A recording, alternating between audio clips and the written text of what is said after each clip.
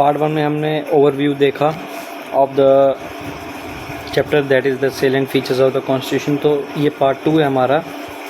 तो इसमें देखिए parliamentary form of the government, ठीक है। सेलेंट फीचर्स क्या हैं हमारे कॉन्स्टिट्यूशन के कि पार्लियामेंट्री फॉर्म ऑफ गवर्नमेंट बना है।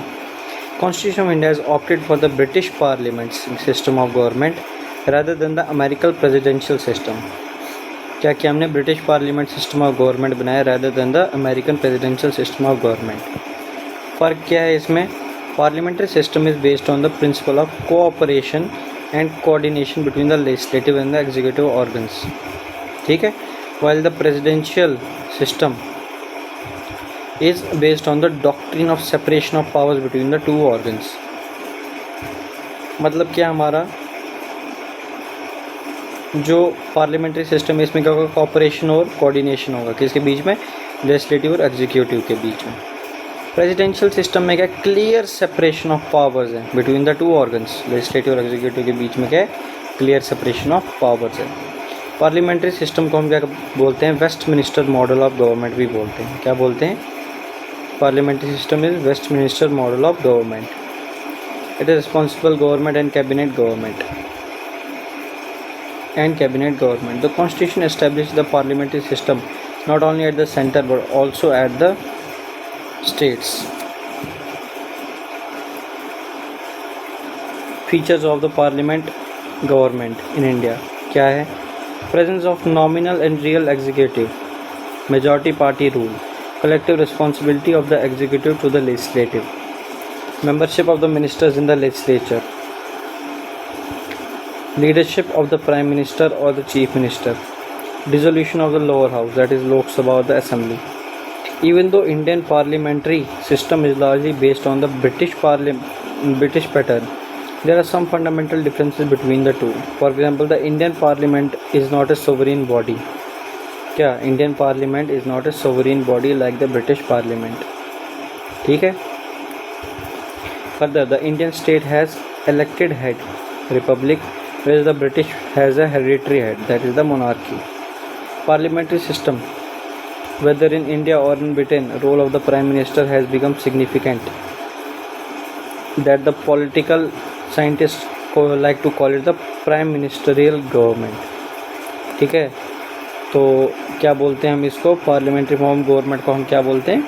प्राइम मिनिस्ट्रियल गवर्नमेंट भी कहते हैं। Synthesis of parliamentary sovereignty and judicial supremacy. The doctrine of sovereignty of parliament is associated with the British parliament, while the principle of judicial supremacy with the American Supreme Court. हमने क्या किया है? Parliamentary British parliament से ली है और जो हमारी judicial supremacy है वो कहाँ से ली? अमेरिकन सुप्रीम कोर्ट से ली। Just the Indian parliament system differs from British system. The scope of judicial review power of the Supreme Court in India is narrower than that of what exists in the US. This is because the American Constitution provides due process of law against that of the procedure established by law. दो different चीज़ें हैं ये। एक क्या है हमारा? Due process of law important चीज़ है और procedure established by law. Doubts जो होंगे आपके वीडियो के एंड में आप कमेंट सेक्शन में डाल देना। I will explain it to you. Content in the Indian constitution article 21। हमने ड्यू प्रोसेस ऑफ लॉ की जगह प्रोसीजर एस्टेब्लिश्ड बाय लॉ का इस्तेमाल किया। Framers of the Indian constitution have preferred A proper synthesis between the British principle of parliament sovereignty and the American principle of the judicial supremacy. The Supreme Court on the one hand can declare the parliamentary laws are unconstitutional though its power of judicial review, ठीक है। क्या होगा हमारा? The Supreme Court on the one hand can declare the parliamentary laws are unconstitutional through its power of judicial review. The Parliament on the other hand can amend the major portion of Constitution through constant power. Parliament other hand पे क्या amend कर सकती है? major portion of the Constitution through constant powers. Integrated and independent judiciary हमारी क्या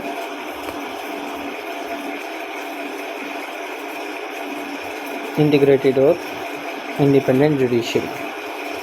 Indian Constitution establishes judicial system that is integrated as well as independent. दोनों में integrated भी और independent भी है.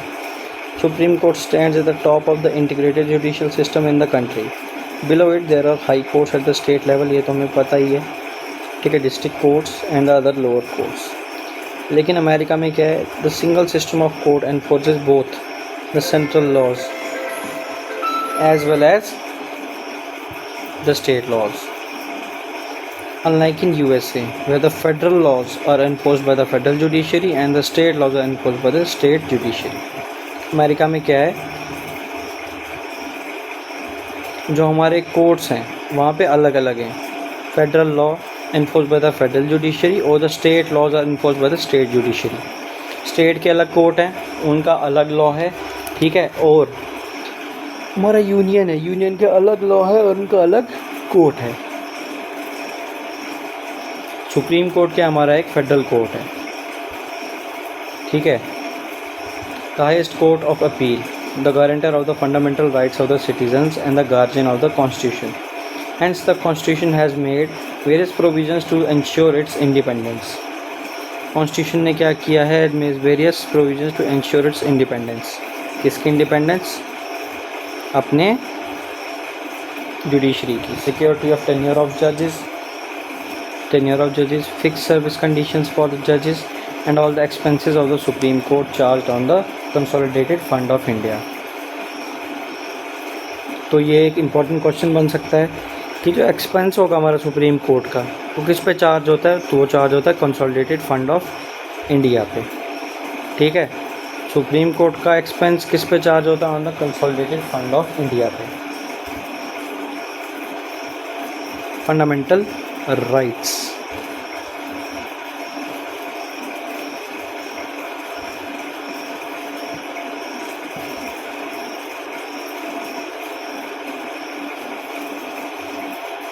Part 3 of the Constitution guarantees 6 fundamental rights to all the citizens.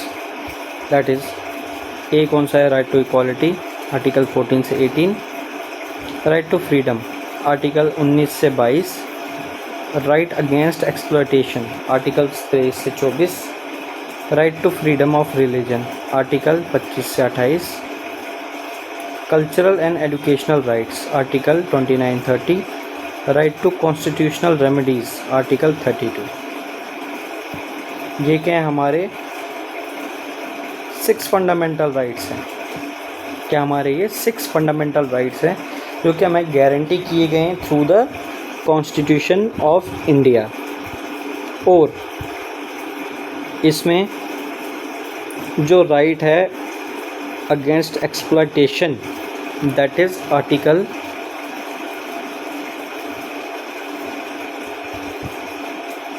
23-24, it will withstand even in emergency. ये withstand करेगा. जो बाकी सारे राइट्स हैं ये क्या हो जाते हैं, एब्रोगेट हो जाते हैं, ख़त्म हो जाते हैं. कब, जब एमरजेंसी लागू की जाती है. तो ये बहुत इंपॉर्टेंट है. राइट टू इक्वालिटी, आर्टिकल 14 से 18. Right to freedom, article right to equality, article 14 से 18. राइट टू फ्रीडम, आर्टिकल 19 से 22. राइट अगेंस्ट एक्सप्लॉयटेशन, आर्टिकल 23 से 24. Right to freedom of religion, article 25 से 28. Cultural and educational rights, article 29 से 30. Right to constitutional remedies, article 32. ये हमारे क्या fundamental rights हैं जो हमें कौन गारंटी करता है, ये हमें द कॉन्स्टिट्यूशन. और इसके प्रोटेक्शन के लिए, for the protection of rights, ताकि हमारे राइट्स एक्सप्लॉइट ना हो, हमारे पास क्या है, right to constitutional remedies, article 32. यानी कि कोई भी कहीं भी किसी भी बंदे को लगता है कि जो उसके कॉन्स्टिट्यूशनल राइट्स हैं, ठीक है, उनको छेड़ा जा रहा है, उनके साथ गलत किया जा रहा है, उनके फंडामेंटल राइट्स के साथ छेड़ा जा रहा है, तो वो सीधा कोर्ट जा सकते हैं और कोर्ट जाके बोल सकते हैं कि हमारे जो राइट्स हैं, फंडामेंटल राइट्स हैं, उनको छेड़ा गया है. तो कोर्ट क्या करेगी यहाँ पे, कॉन्स्टिट्यूशनल रेमेडी देगी।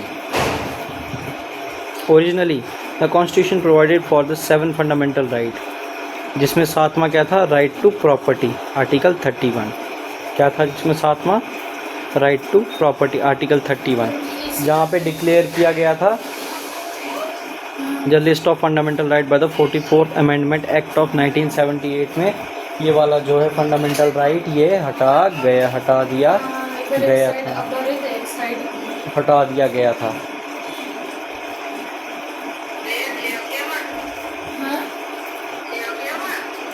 It is made legal under the article, अब ये क्या कर दिया गया, अब हमने ये लीगल राइट बना दिया गया under the article 300A of the part 12 of the constitution.